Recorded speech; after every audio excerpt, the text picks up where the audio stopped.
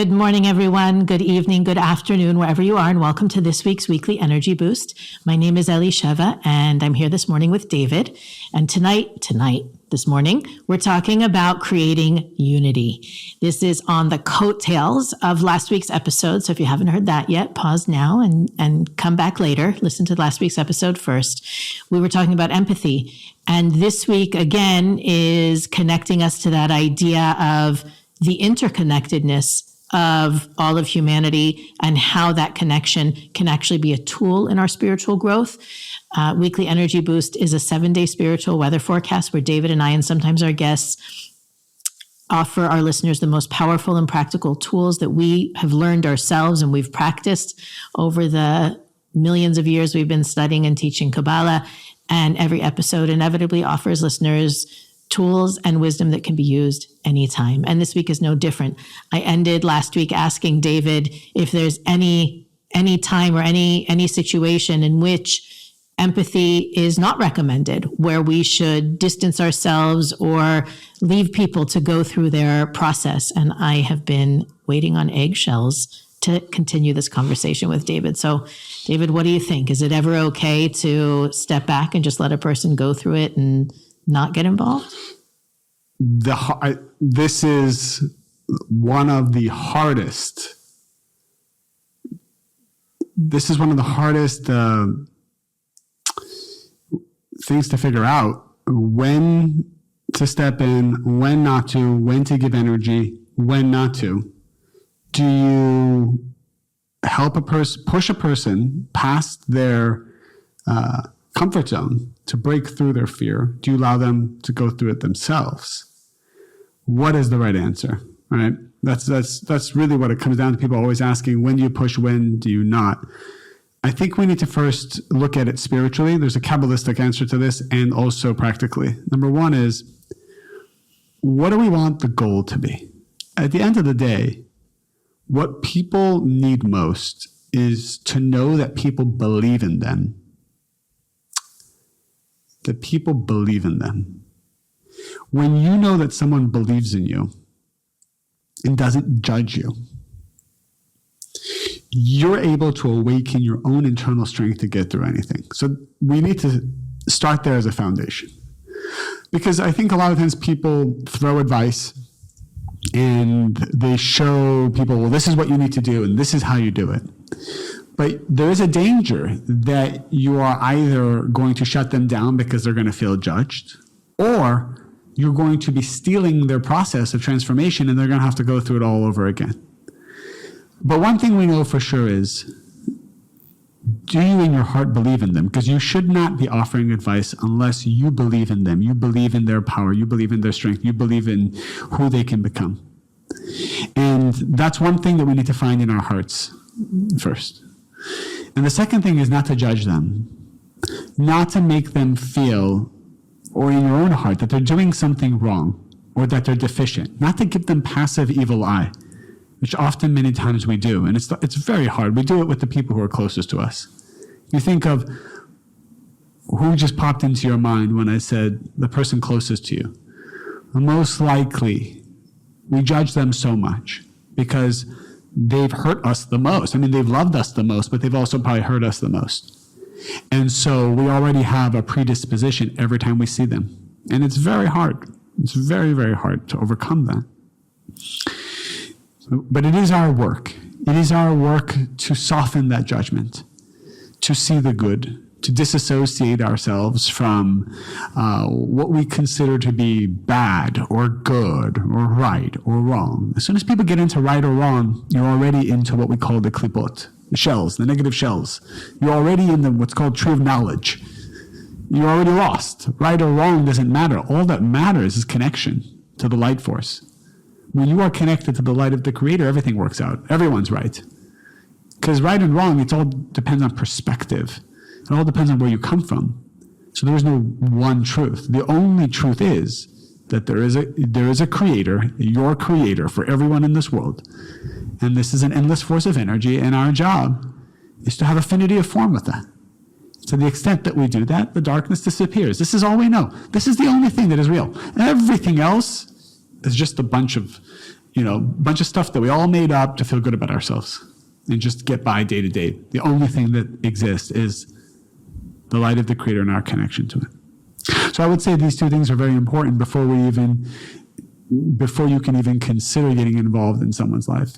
The second thing I'll tell you is, and I don't know what your batting average is on this, but none of us do it perfectly. I have to take a step back and ask the Creator, what should I do? What should I say? When should I do it? When should I say it? And one of the things that I'm trying to make practical is, after asking the Creator that question, trying to tap into what is the Creator telling me, to know that it is the Creator talking to me and not my own garbage. And I trial and error that. Basically, I will feel something, I will wait, I will see that there's a moment to say something, and I will say it. And if I see that energetically this works out and the person grows from it independent of me, meaning they can grow, and even if I step away, they're good. The problem is when you step away and they fall. That's the problem. That's the problem with any type of seminar, session, or spirituality, and we're guilty of this, where the only way they grow is if they're constantly fed by you energy. That's a problem. We need to hand people the tools to be self-sufficient. And that's part of the advice that I know my advice is coming from the light of the Creator when someone becomes self-sufficient, at least 1 degree more as a result. It doesn't require constantly coming back to you and asking the same thing over and over again. And we should meditate on that, because we like people liking us and needing us. That's our problem. We like people coming back, especially the rescuers and the saviors and the service people. The plumber leaves your house and secretly hopes your toilet overflows again. Secretly, you think he's sitting there meditating on your toilet, saying, gosh, I hope I never have to come back here.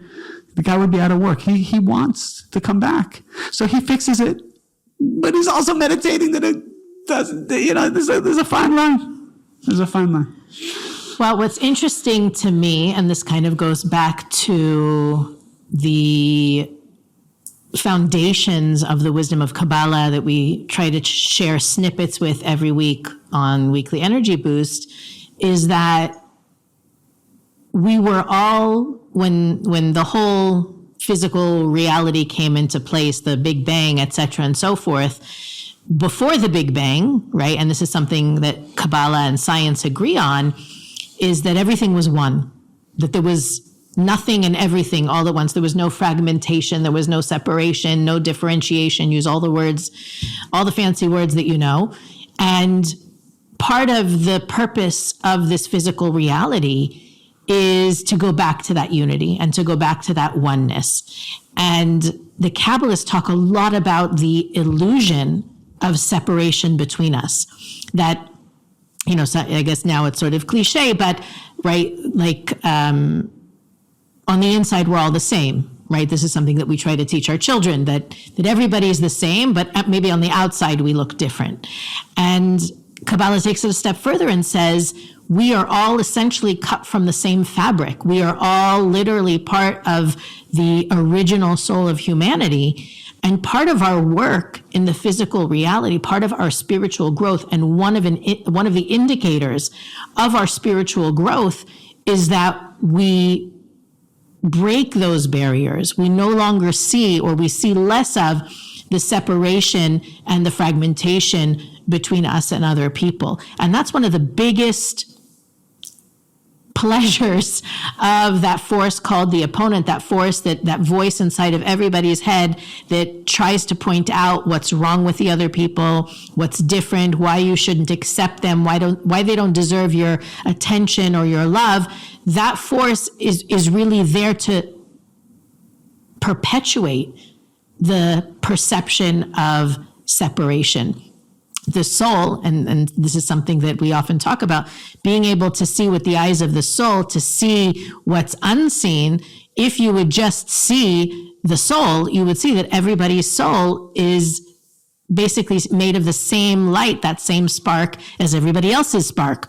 So when we talk about creating unity, the first frame of reference or the first point of operation is looking for what we have in common rather than what distinguishes us. That anytime you're looking at factors that separate or differentiate us from anybody else, you know that's not the voice of your soul. You know that that's not your true self. And that's one of the guidances I actually give people when navigating difficult conversations or confronting people, is that whatever you hear, it happened to me actually this past week. Somebody was dealing with a difficult, obviously repetitive situation with someone where they're feeling this person is sort of forcing them to do something. They're jealous of them. It's just all this stuff came up. And she was saying, well, what does she want from me? I just have to ask her, what does she expect from me? We went over it again. That's your soul. It doesn't really care what she expects from you.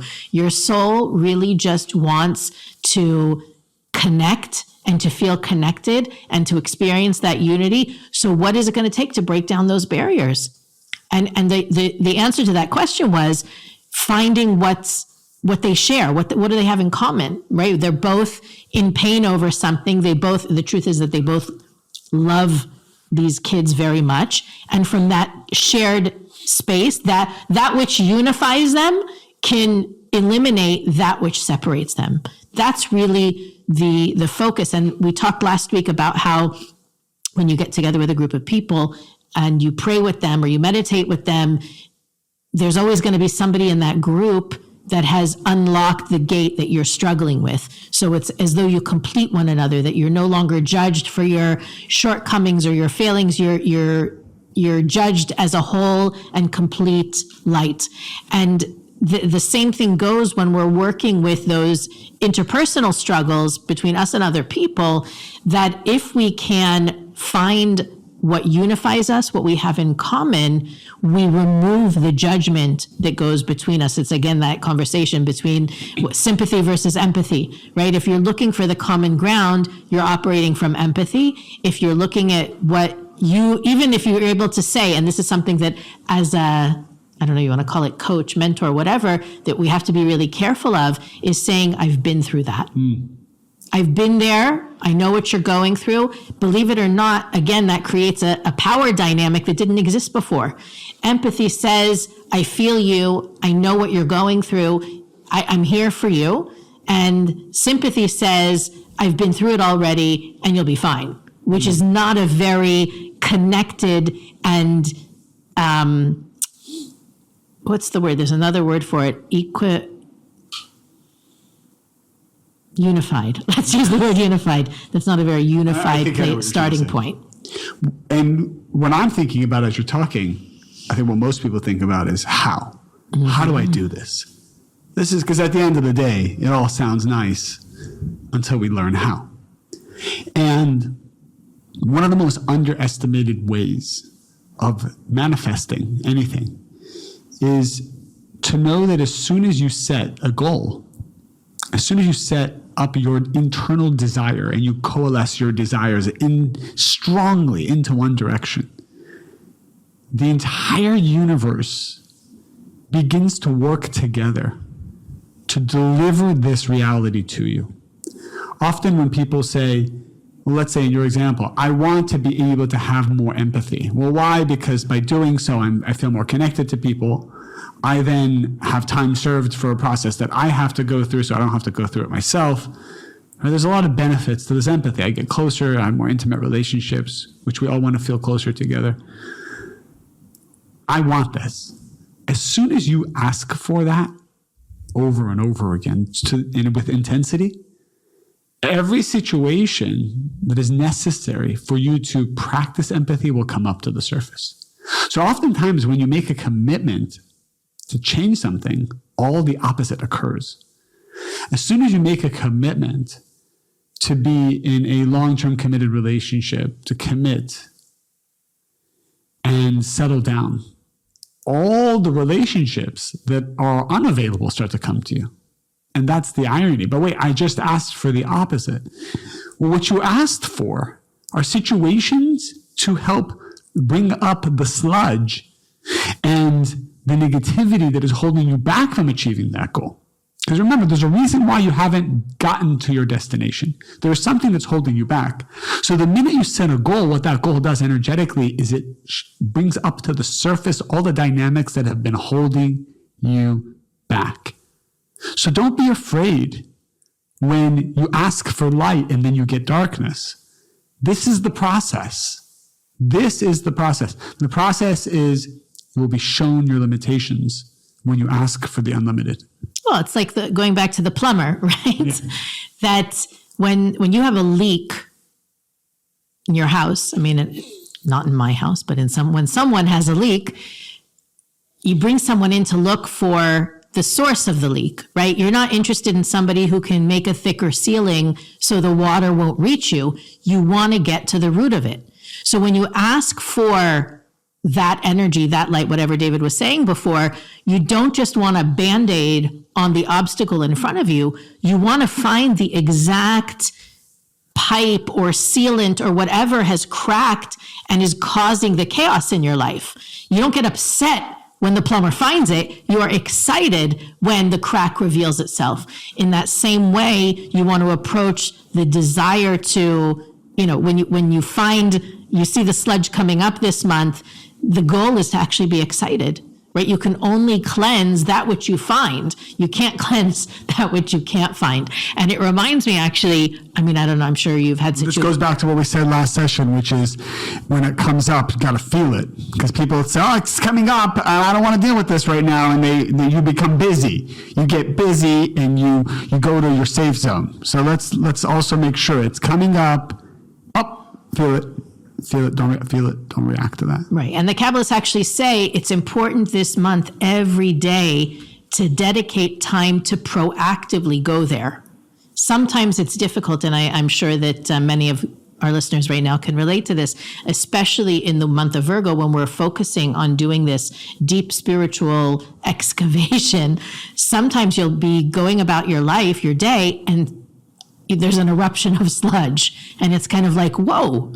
What am I supposed to do with this now?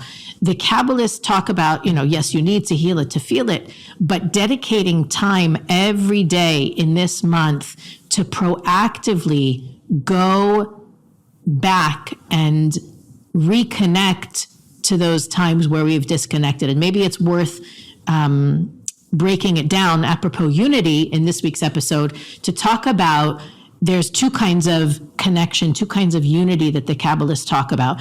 There's unity between us and other people, and there's unity between us and the light force of the Creator. So I actually work on two separate avenues, which of course are connected, but they seem distinct and separate.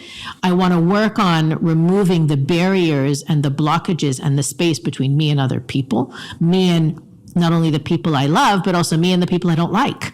Diminishing that perception of separation and difference between me and the people I love and the people I don't love, and also removing the space between me and the light force of the Creator. So David, maybe we can spend a couple minutes talking about ways to go about both, because when you're working on one, you're also working on the other.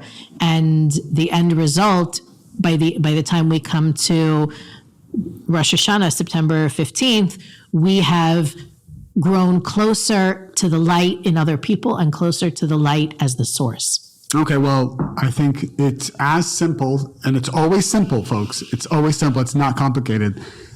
Someone texted me recently, what do I got to do to prepare for Rosh Hashanah? And I asked him the question, what are the 3 attributes about yourself that you really crave to improve? And so he said, I want to be better this, better that. He mentioned 3 things. Then I said, well, what does your destiny look like if you had those 3 attributes? Then he explained all these beautiful things, right? He tapped into it. And so all we have to do is make a decision. What is the 1, maybe 2? I think 3 is even too much. Well, I usually tell people I should be able to wake you up in the middle of the night and you tell me the 3 things you're working on right now. Like it's so much in the forefront of your mind at all times. You nailed it. It's amazing how people are not clear about what it is they want at any given moment in any area of life. Because I have so many of I do one-on-one sessions for people in career mastery and spiritual work in their careers and prosperity. within the first 30 seconds, I'm asking them, what is your goal and what do you want? Give me a number. Give me a financial number. They know what they don't want, but they don't know what they want. That's right. People, when I say, how much money do you want to make?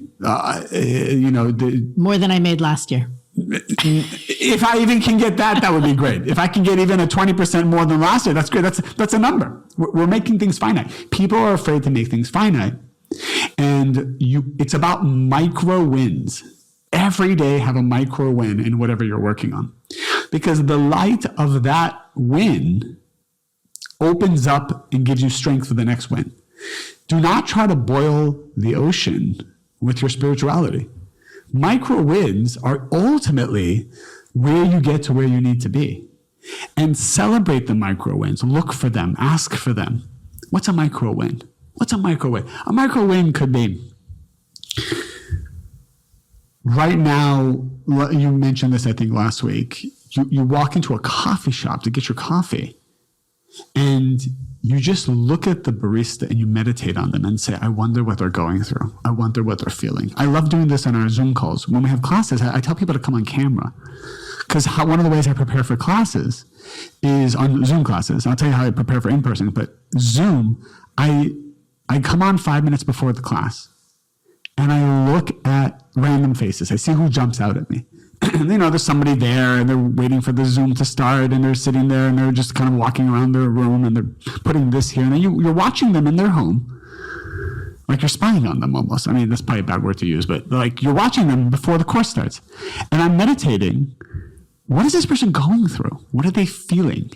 And when I ask this question, you start to see things and feel things. And every one of us has this power. We just don't know it.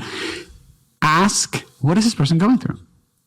That's a micro win. Because what you've just done is you've made effort towards empathy. If empathy is your goal, you just made effort and you won. Because you're eliminating the space between you and that other person. And that person. And obviously you can't, when you have 300 people in a Zoom room, you can't do that with 300 people, but you take a sample size of 5.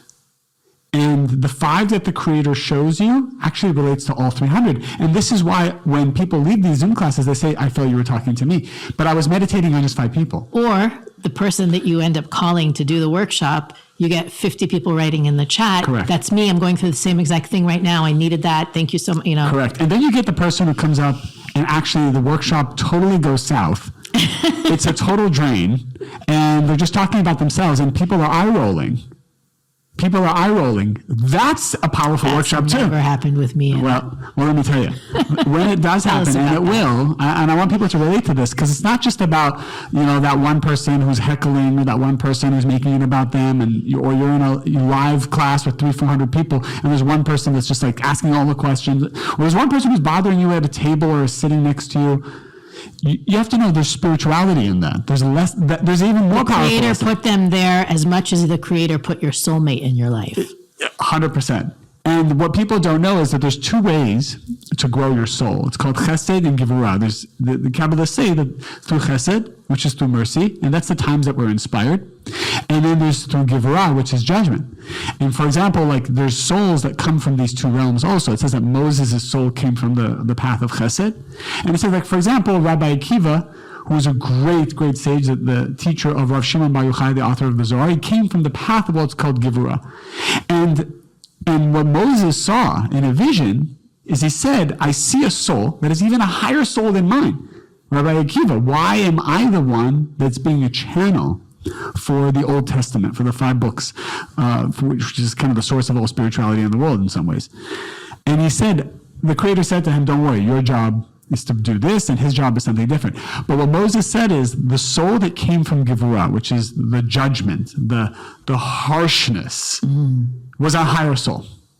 And what we know is that anything a person goes through from the side of gevurah, from a side of when it's difficult and ugly, will grow you more than anything that comes from the side of chesed, which is inspiring and feel good and supportive. But we need both. Yeah. We need both. So when you have a workshop and the workshop goes flawlessly and everyone's clapping and crying and they feel inspired, it's not as powerful as when the workshop is making your eyes roll, you're sick of it, and you just want to get off the Zoom.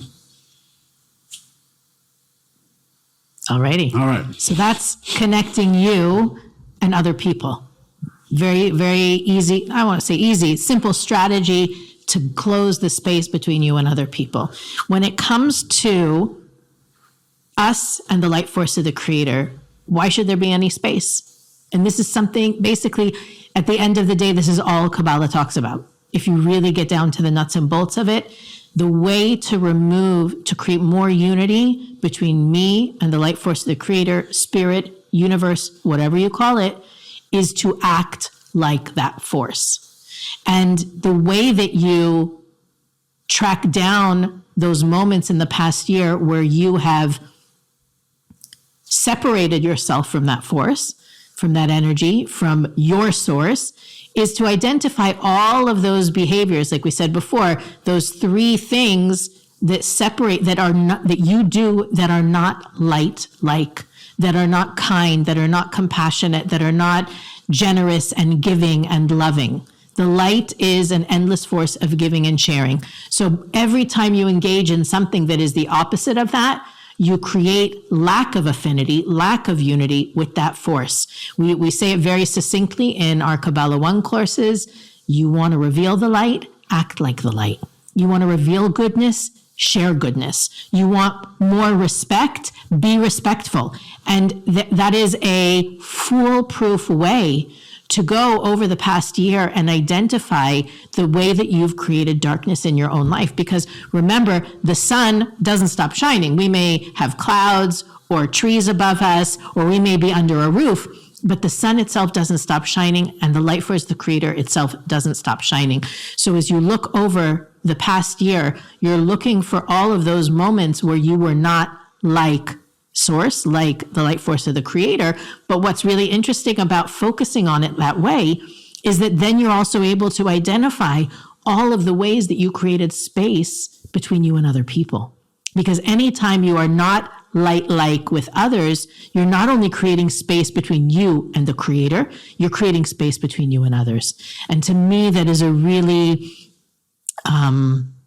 compact, succinct way to focus your spiritual work this month, at taking time every day to identify the moments in the past year where you've created space between you and other people, where you've created lack of affinity, lack of unity between you and the light force of the creator, to feel that pain, right? We talked about it last week. We talked about it this week.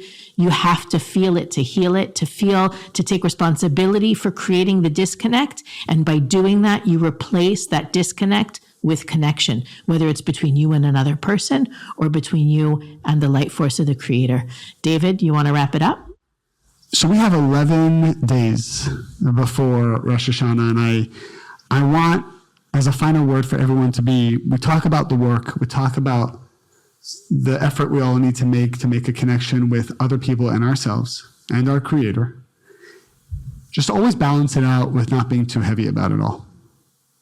Always make sure that you're ending on a lighthearted note, that you're not getting stuck in the mud. You're not miring yourself, because when you start to work on the negativity, you get affected by the negativity, and it can drag you down. So you have to just be careful. That the most important thing is to enter this new destiny, this new soul, with happiness and acceptance. Do as much work as possible. Make sure you shift your consciousness to happiness, to acceptance. Be lighthearted. Somebody asked me, and we'll close on this, somebody asked me in my questions on Instagram, I'm doing all this work and I'm really working on myself, really going deep and deep, and I still haven't met my soulmate. And there was this energy that there was so much work she was doing, which was actually getting her sad and depressed. And I said, if there's a man you're looking for, I said, men love happy women. Men love happy women. Obviously, I just made a point, women love happy men and all those, but I said, just remember, the man you're looking for is looking for a happy woman. So do the work, but make sure you step out of the work and connect to your higher self, to your happy self, to your appreciative self, without all that negativity. Learn how to separate the two. So that'll be the final point I would say as we answer. And another example of closing space between you and other people, even bringing your soulmate closer to you, is a form of creating unity. That's right. Weekly Energy Boost is available on all podcast platforms YouTube, Instagram, Facebook. We invite you to visit our website, weeklyenergyboost.com, where you can find our archives and read about all the people and things we think are interesting for our listeners to know. We'd also love if you could click our website, click the donate button on our website, and support our podcast, and continue to like, rate, share, and review. And we'll see you next week on the Weekly Energy Boost.